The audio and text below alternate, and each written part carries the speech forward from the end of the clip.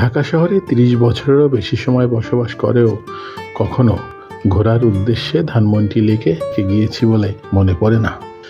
তবে ২০২৬ সালের ঈদ উল ফিতরের দিনে ছেলের একান্ত ইচ্ছায় অবশেষে ঘুরে আসলাম ধানমন্ডি লেক।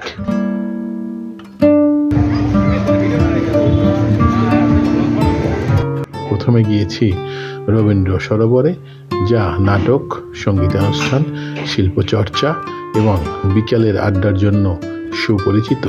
এরপর লেকের জলে নৌকায় ভেসে বেড়ানো, বিশেষ করে প্যাডেল চালিত নৌকায় ঘোরাটা ছিল সত্যি এক মনোমুগ্ধকর অভিজ্ঞতা।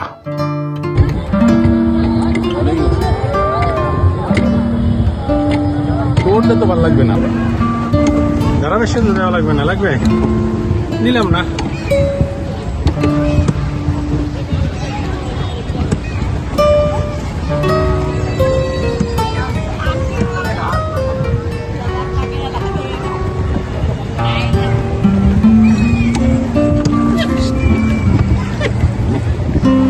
হ্যাঁ, নৌকাকেও নিলাম, যাত্রী আছে, বোঝা গেছে নৌকায় যাত্রী আছে, তাই না বাবা?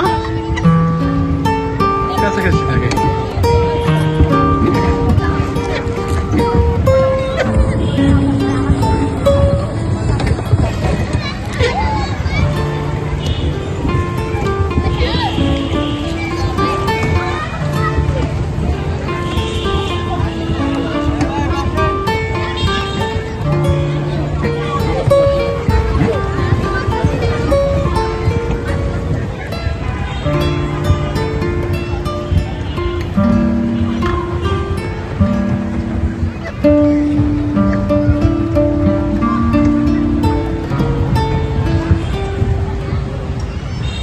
কত বাজে বাবা?